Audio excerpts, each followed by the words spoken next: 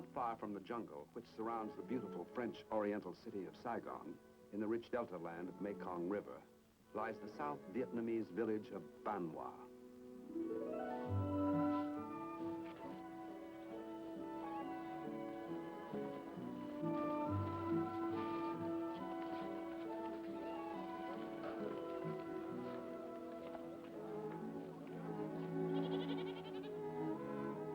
Ban Hoa is a farming community. No one is rich here, but no one is hungry either, though for hundreds of years the people have not greatly changed their primitive methods of farming the rich delta land. The villagers visit nearby Saigon from time to time, but mostly they remain close to home. This is Trong, the drayman, and his small son, Chan. And this is Lu Ding, the farmer, and his neighbor, Nam Quang Hoc. And this is Henry Detweiler of Yeager, Pennsylvania, USA, known to the people of Ban Hoa as the Giant American. Henry was sent to South Vietnam through the combined support of American foundations, private individuals, and industry long before the Peace Corps program became a reality. He's a farm boy and an agricultural college graduate. He speaks good French and bad Vietnamese. He has learned the customs of the villagers, has adopted their manner of speech, and even to an extent, their Oriental philosophy. Henry has lived in Ban Hoa 2 years, eating rice and sleeping on the ground, and working 84 hours a week for $75 a month. And this is the place of the bath. It is not yet the hour of the bath when all the village of Ban Hoa comes to the river. The laundresses come early to miss nothing. And the girl, Bei Kai, has lately fallen into the curious habit of bathing early, before the social hour of the bath. This has been remarked upon in the village. It's a lovely, peaceful life, the life of Ban Hoa. Yet these peaceful, hard-working, dignified people live in the shadow of dreadful terror lurking in the jungle everywhere around them. A terror known as the Viet Cong. Trained in Red China to be the deadliest guerrilla fighters in the world and dedicated to the conversion of South Vietnam to Asian communism, they tie down 10 times their number of army troops. They live off the rich land and kill without mercy all who dare oppose them. By day, the jungle conceals them, and by night, they strike.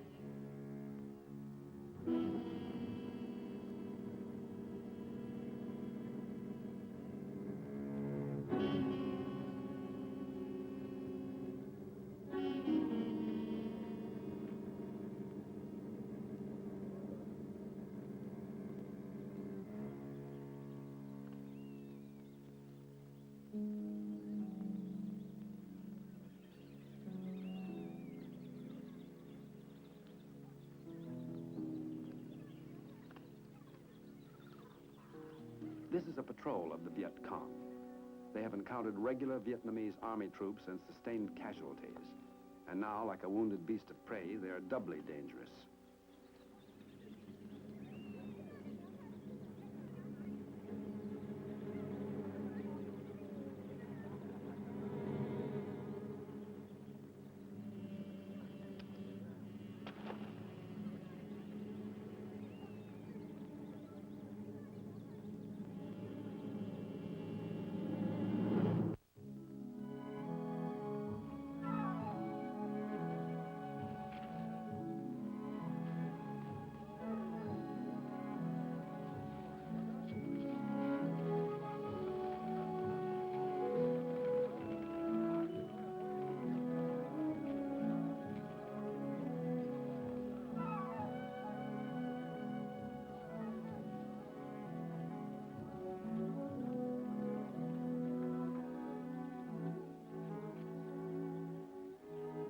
The all-important social event is beginning for the villagers, the daily hour of the bath, which no one in Ban Hoa would miss.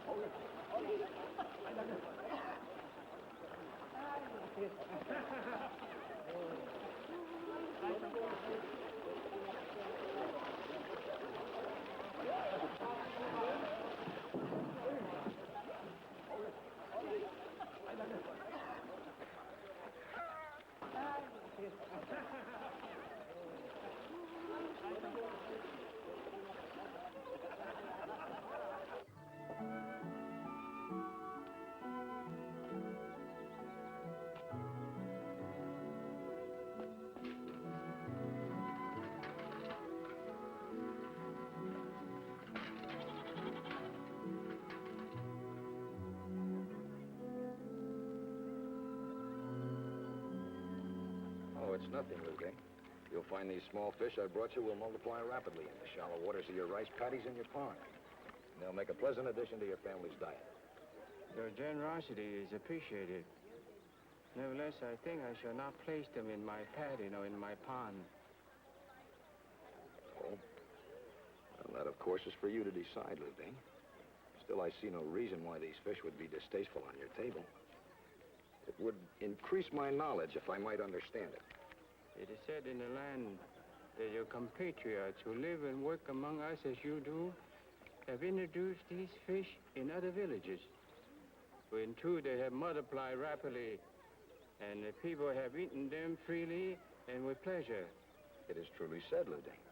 And it is also said that wherever the men of Vietnam have eaten of these fish, they have had no more sons, no more children to help them in the field.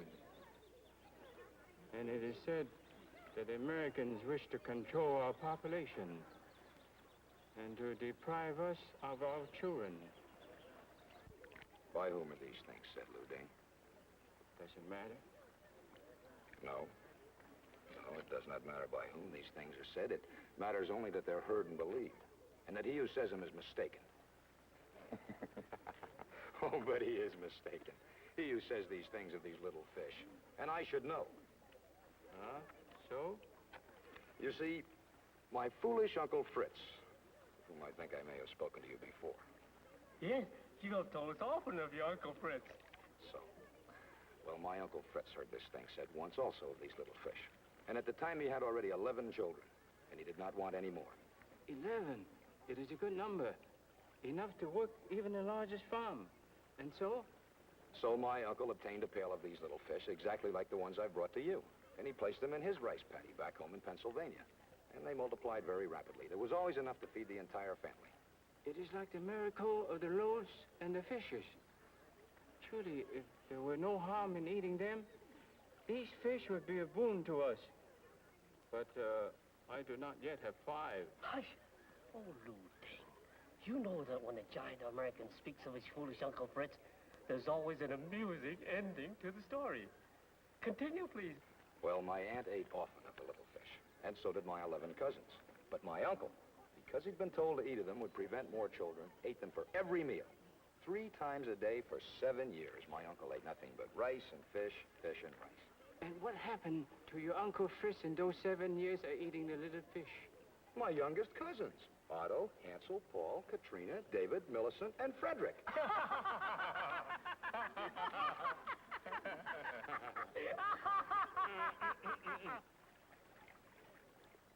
It is amusing, this story.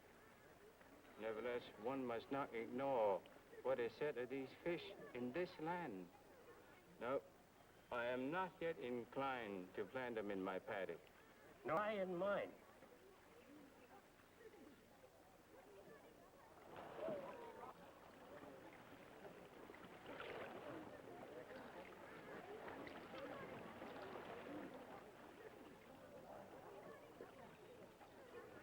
But regard, Lou Ding.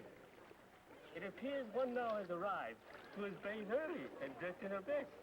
True to light whose eyes, thank you.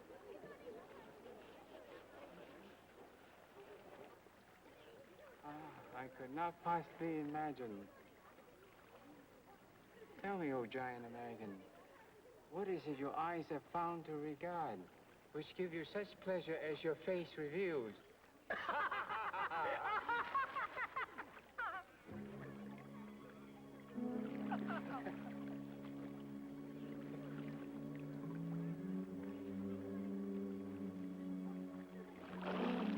Be still, my lovely.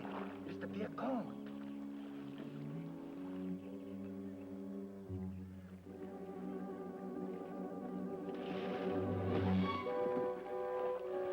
Do not move, any of you.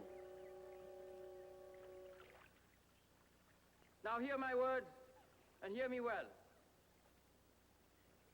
We are leaving with you two of our comrades who have been wounded. You will care for them tenderly. For if either one dies, we will return and exact 10 lives for one. You understand this? Also, when the troops of the imperialist Ngo Dinh Diem arrive in pursuit of us, you will tell them that you have not seen the Viet Cong here. If you do not, our comrades will inform us, and then you must all die. You may all remain in your bath unharmed, all except the one imperialist, warmongering American I see among you. This one is your enemy, and he will come forth now and die.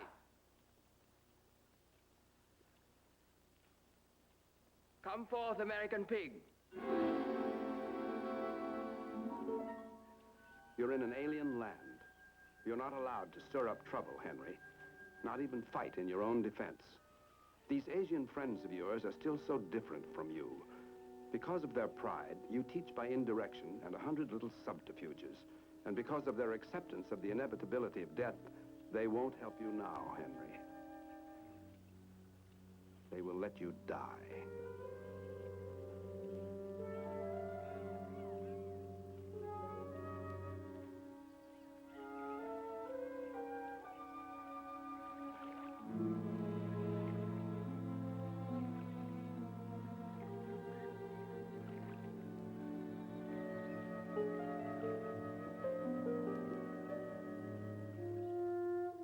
You've known Trong, the drayman, and his son Chan for almost 2 years.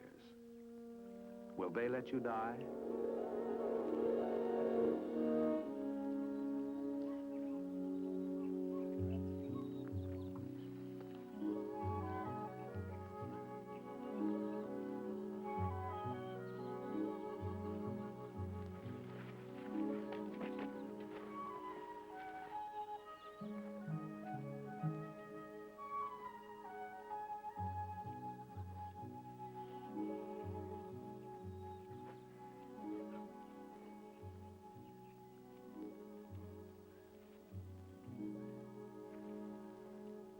It would not be polite to inquire. And would it be polite for me to inquire of you, Trong? What it is your son desires to know that you consider would not be polite for him to ask me? He is too curious. It is his age. He must learn not to be inquisitive about things that do not concern him. He wishes to know what it is that you are eating which is so difficult to swallow.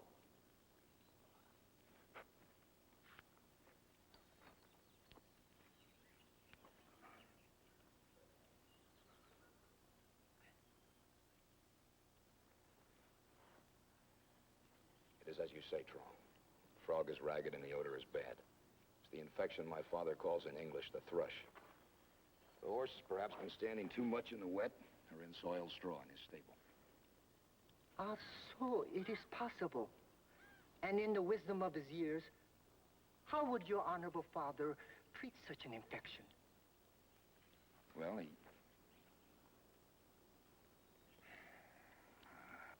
I do not lose faith in profiting by the wisdom of your venerable father, O giant American. Though you do well in adopting the manner of a respectful son. Can you heel my horse? My father would pack the frog with Stockholm tar in tow. I think I have some in my kit.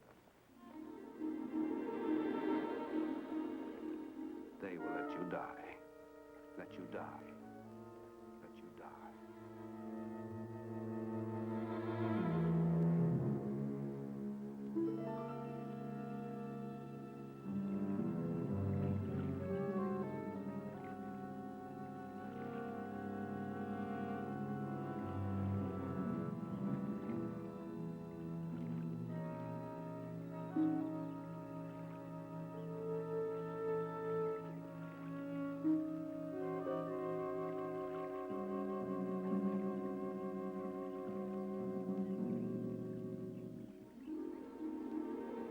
This man with whom you have worked side by side in the fields, will he let you die?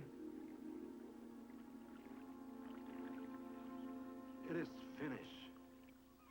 We have done enough work for 3 men today, oh giant American. Your Uncle Fritz, for all his foolishness, knows much about ditches and the water. I'm glad he taught you so well. I, too. Ah, that river's going to feel good today. Tell me, is it the same in your country? The hour of the bath? No, not exactly. We bathe, too, at the end of the day's work, but each of us bathes alone in his own house. Alone? But what of the gossip, the events of the day? The sociable hour of bathing with the one's neighbors? Surely you cannot mean it. I'm afraid it's true. And I shall miss your hour of the bath when I return to my country. But I shall tell of it to my neighbors, so that they will know that we, too, have much to learn from you. It is true, evidently. Perhaps it is well that you have come among us.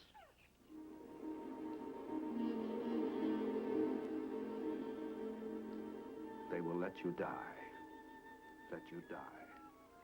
Let you die.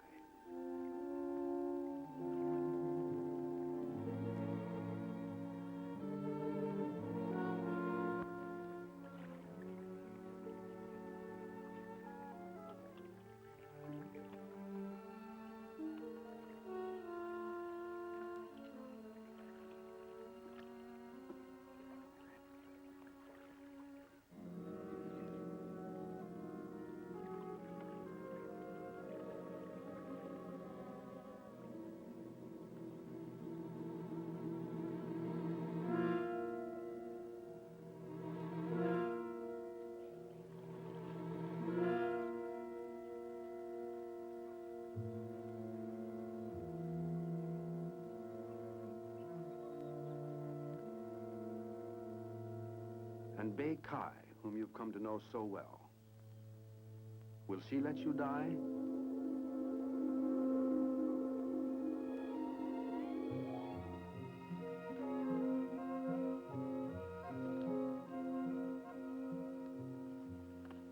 Allow me to do that for you, O giant American.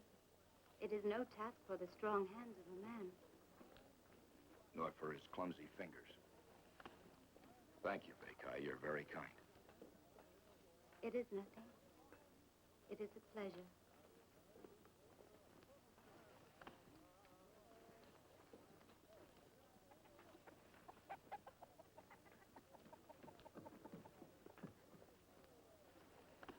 You have been a long time among us. You must long to return to your country. No. Not really. When I left home, I wasn't sure how I'd feel being so far away.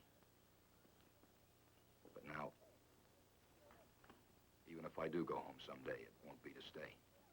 I shall always want to come back. But you must surely have a girl waiting for you. No. No girl? No, no girl. Many girls. Many girls, no girl? It is the same thing.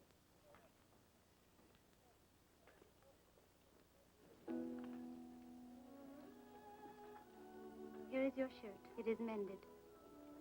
If you tear it again, send it to one of your many girls in America.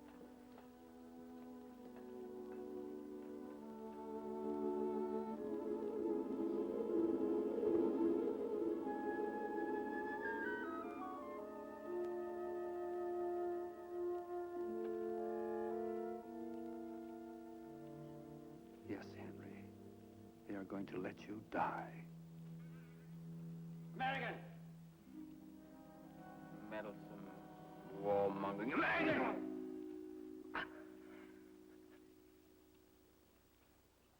You come here to train the troops of the accursed Ngorjin Jem and to arm them. And today these troops have killed one of my comrades and wounded 2 others. And for this, I now kill you. No! He is no soldier. He is only a farmer like us. And he is a doctor, too, the only doctor in Benoit. He heals us with the miraculous medicines of the Americans. Only the American can save your wounded comrades. No doubt the girl lies, but it will not be difficult to make sure. A peaceful farmer who is also a doctor will have calluses unlike those of a soldier. Your hands, American pig.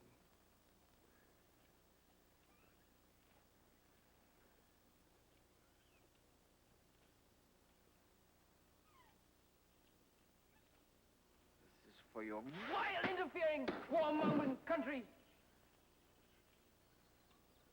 Doctor! Now get up and heal my comrades with all your skill. For if either one dies, then all the men of this village will die.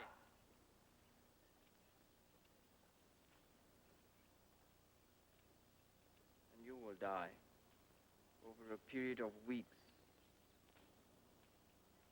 A spoonful at a time. Comrades, let us march on.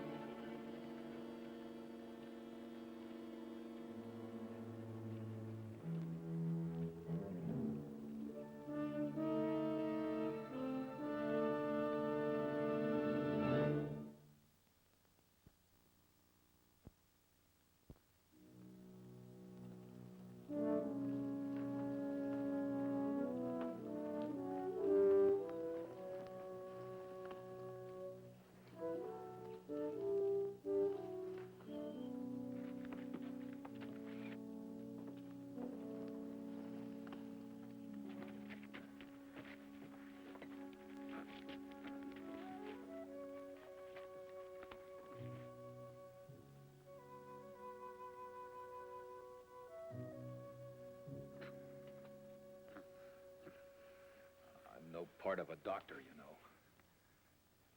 They gave me a course in first aid, and I treated the stock at home a little. But these are seriously wounded men in need of a real doctor, a surgeon.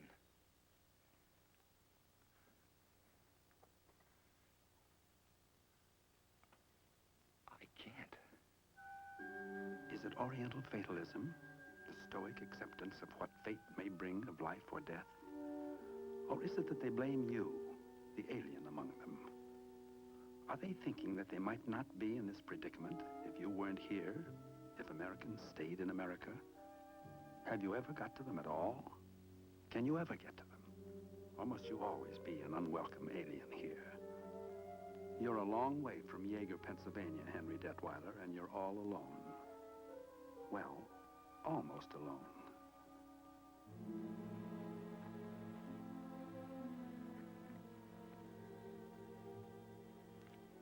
But of course you can. You are indeed a fine doctor, as many of us know well.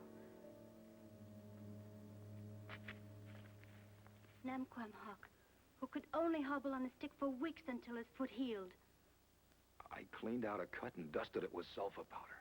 That doesn't make me a doctor. And little Chan, the son of Trong, who would have died because he could not catch his breath, except that you were here? Beika, you don't understand. It's not the same thing.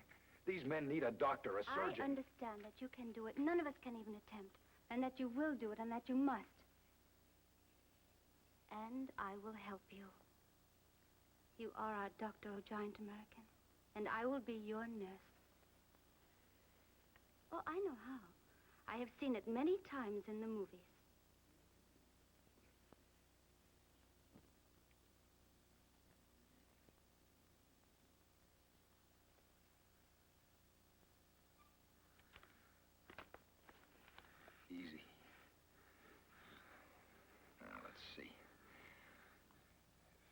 amateur juggler, you'd be dead already, wouldn't you? Since you aren't, I guess it didn't. Bakai, hand me a towel. Yes, Doctor. What's wrong with your voice?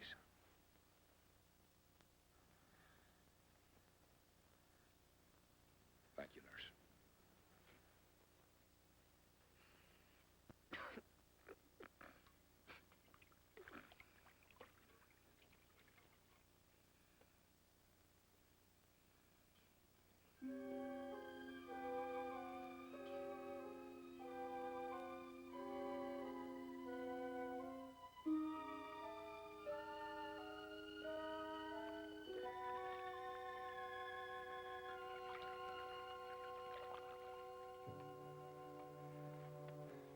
There. Help me turn him over. I want to get him lying face down so he won't choke.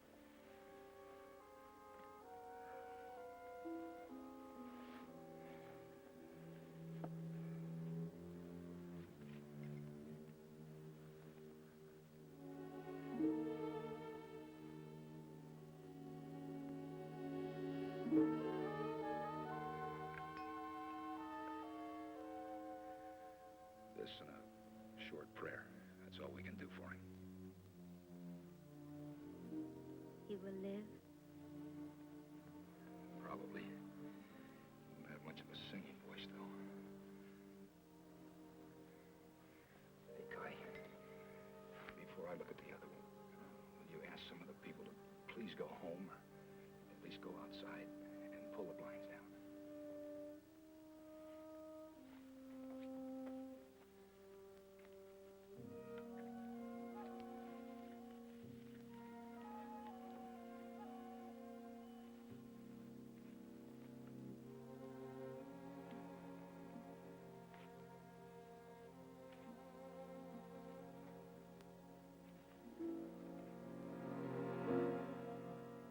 This man isn't Vietnamese. He is from Red China. One of those who train the young men of North Vietnam. I didn't know the Chinese actually fought with the Viet Cong. I thought all... What is it? I don't think there's anything I can do for a wound like this. I don't think there's anything anybody could do. His knee's been practically shot away. It's a wonder he hasn't bled to death.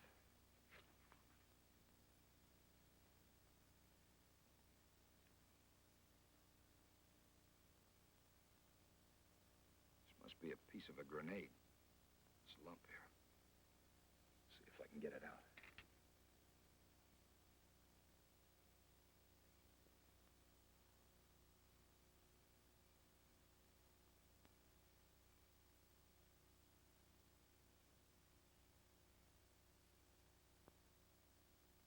You look concerned, O Giant One. I am concerned. This man's going to lose his leg. If he doesn't get to a hospital soon, he's probably going to lose his life, too. I, too, think he will die. And, of course, the Viet Cong will be angry. Though I do not think they will kill us all. But you sound concerned not only for us, but for him, your enemy. But he's hurt and helpless. He's not our enemy, Bakai. That is not practical. No, I guess it isn't.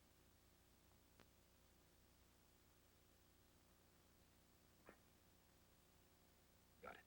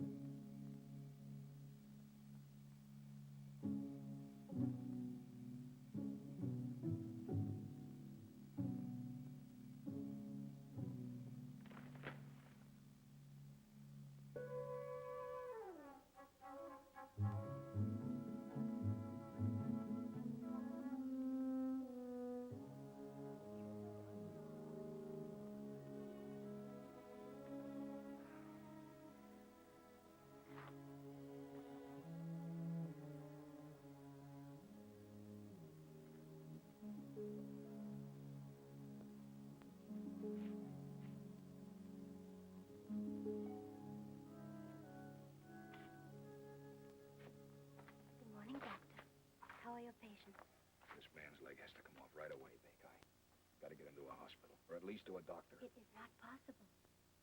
There is no hospital and no doctor nearer than Saigon. And no one will allow these men to be removed from this place. Well, why not? You've heard what the Viet Cong ordered. They must not be seen. What have you got here? I have hot water in your razor. Thank you, Bekai. I will shave you. I can shave myself. You will not. I will shave you. Now, you will sit back and relax and rest a little. You need it. And besides, I wish to.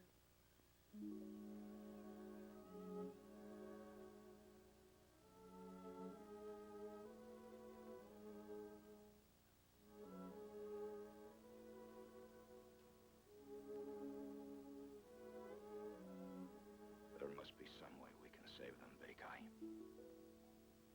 Be still, please. There is no way.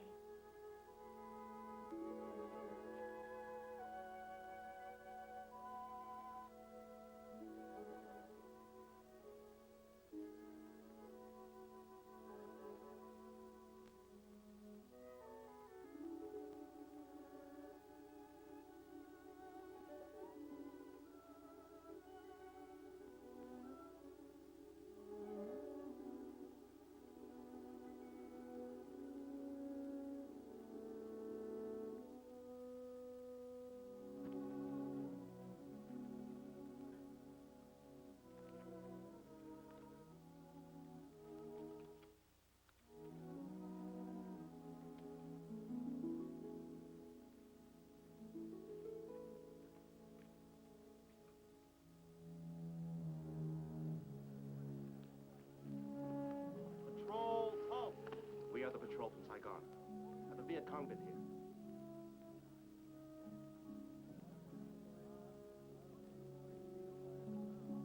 Forward, forward.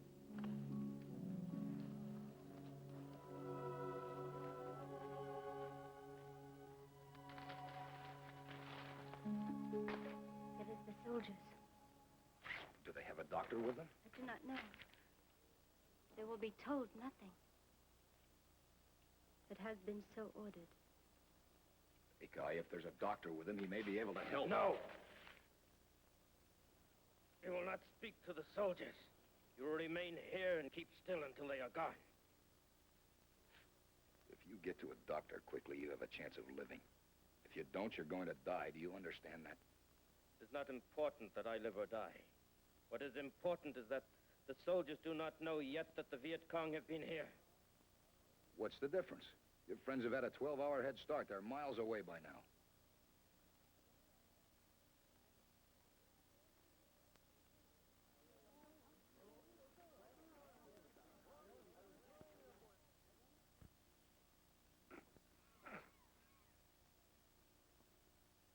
All right, so you're ready to die. But what about your buddy here? He's just a kid, and he's not going to live much longer if he doesn't get to a doctor. Now, how about giving him a chance? His time has come, and let him die. Does not matter.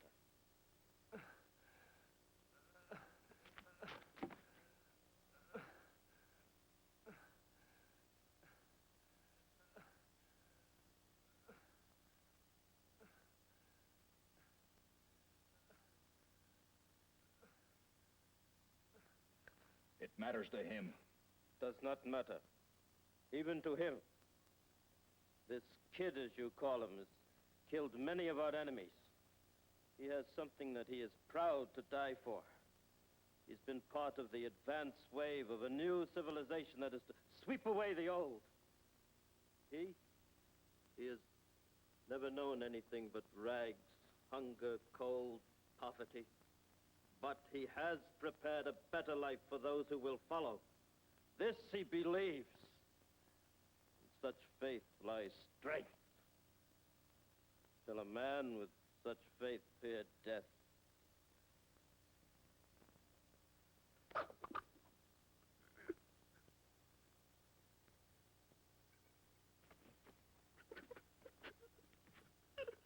Now, if you'll excuse me, I'll see about a doctor for the two of you. First things first, Bakai.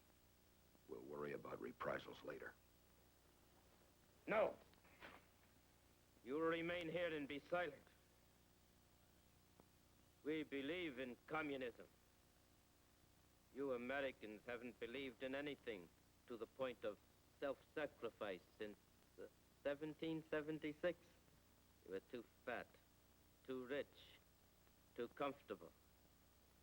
It is easier for you to put up your hands whining and pay tribute to anyone who demands it than resist and risk fighting him, no matter how small and weak he is. So you go on bleeding yourselves dry, too stupid to know that your money buys only contempt while we destroy your obsolete system. Our patrol is outside the village, lying in ambush, waiting for those soldiers. We rely upon the troops of Ngo Dinh Diem to supply us with arms and ammunition. That is why the soldiers must not find us here and be alerted.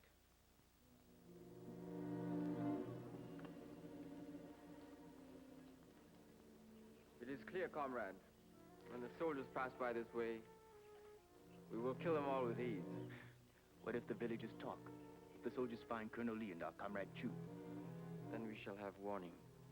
For our comrade Fong is watching the house, ready to throw his grenades into it.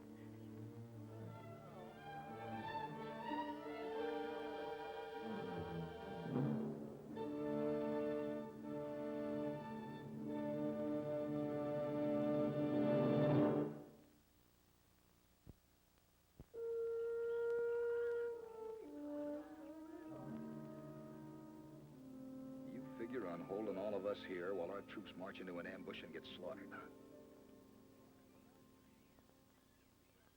Well, I got news for you, Buster. You can't hold all of us here. Not with a single-shot Derringer. Of course not. Fortunately, however, it is not necessary. It is necessary only to restrain you. Observe.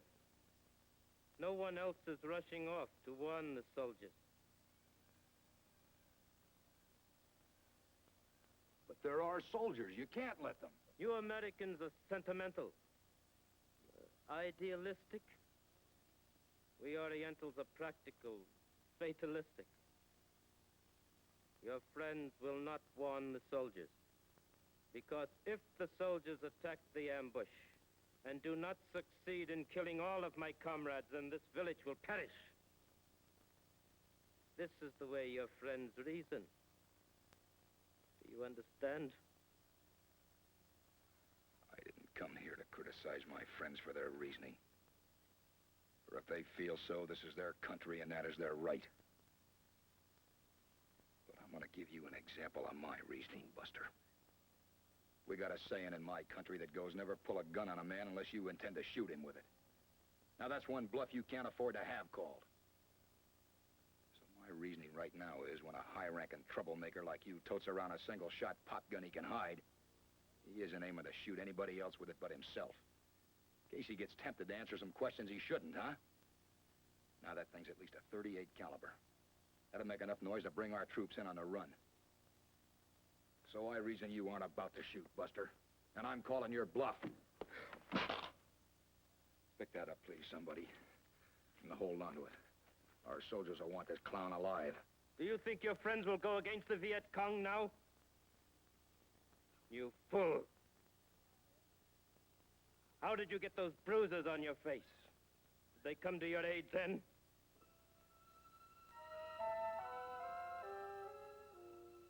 Patrol, forward, march.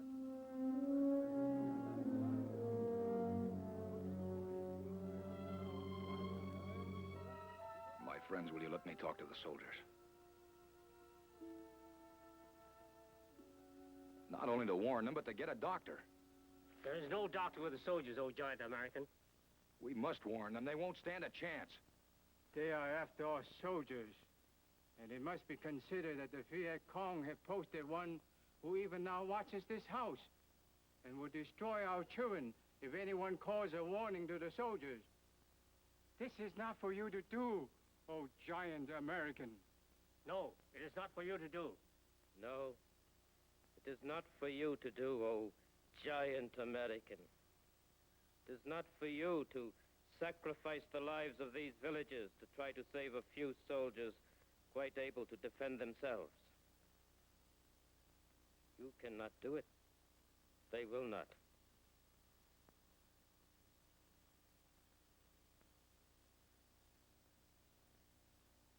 In common with all the world, American, these people will take your money and despise you for offering it. But they will risk nothing to defend you or your ways. They fear us and respect us. No one fears or respects your country. Knock it off. You're right. It's not for me to do.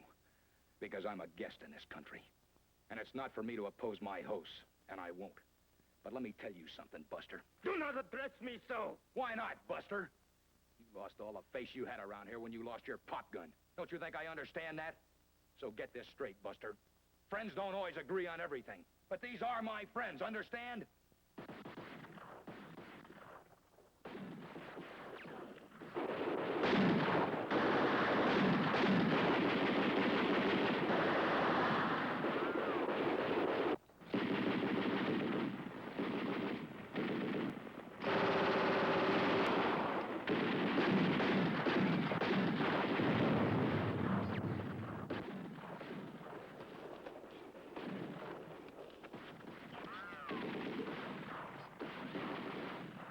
That is heavy automatic fire. We had no such weapons.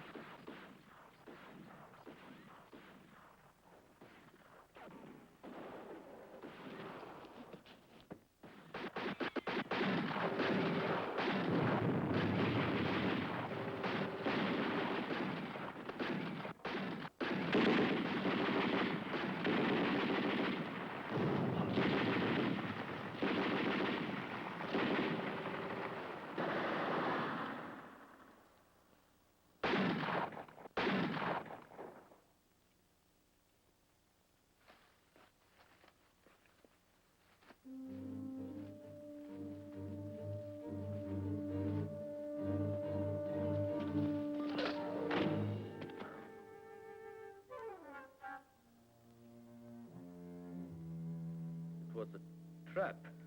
Yes, it was a trap. A trap. We who fear you have dared to set it for you. Yes, we fear you. But you have also boasted that we respect you.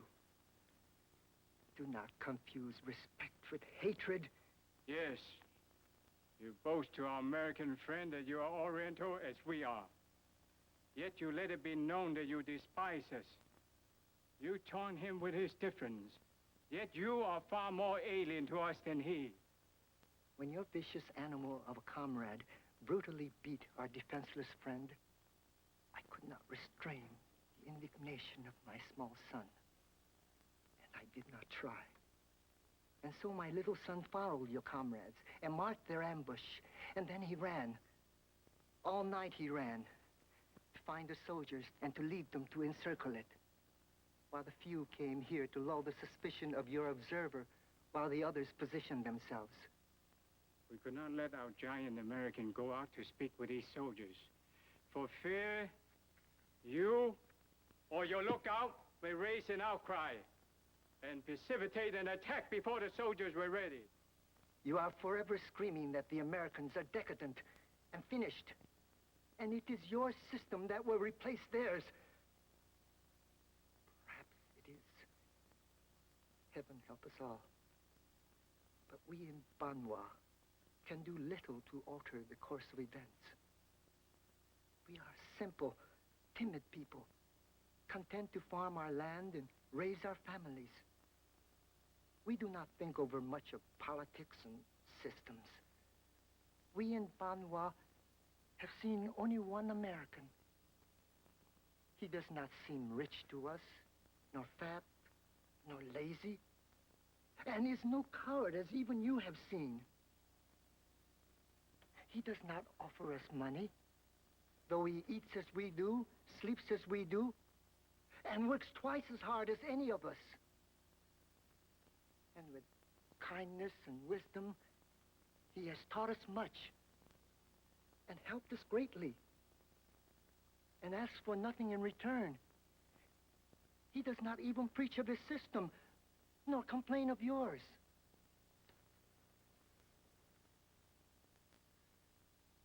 It is therefore clear to us that the giant American loves us all. Though it must be conceded that his affections are not equally distributed among us. And perhaps it is this one for whom he shows a certain preference who will keep him forever among us. And all Banwad would rejoice if this were so.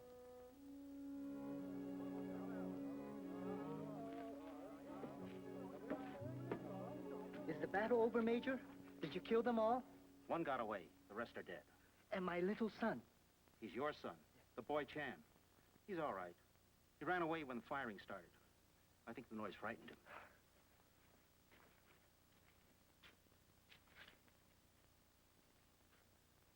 Good morning, Colonel Lee.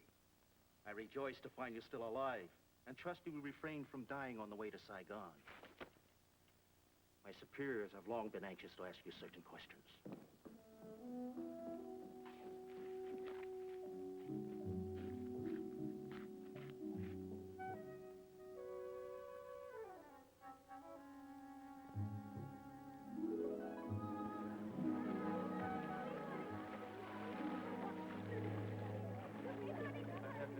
Oh, giant American, if I could hope for 7 more children in 7 years, as they came to your Uncle Fritz, I think I could stomach a diet of rice and fish. And I, too, have considered. I will plant the little fish of the giant American in my rice paddy tomorrow. For a house of many children is a...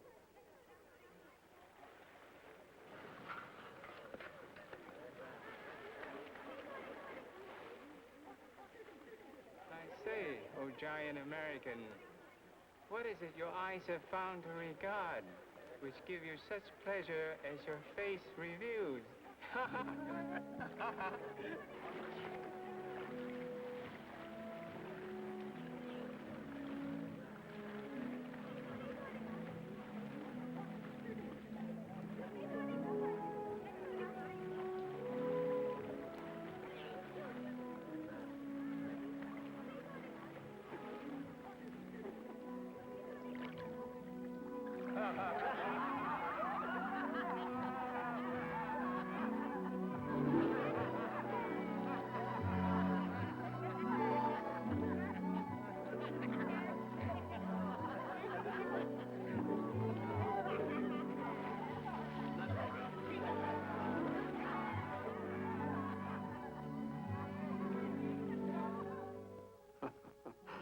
A very pleasant Vietnamese custom, the hour of the bath.